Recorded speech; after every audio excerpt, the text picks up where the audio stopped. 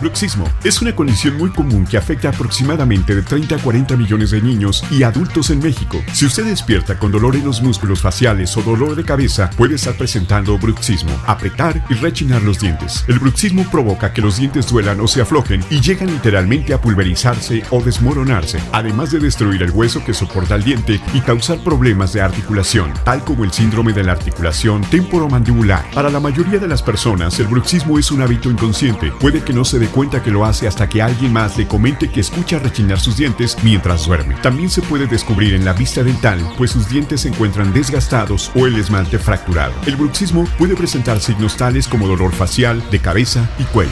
Cuidamos de ti.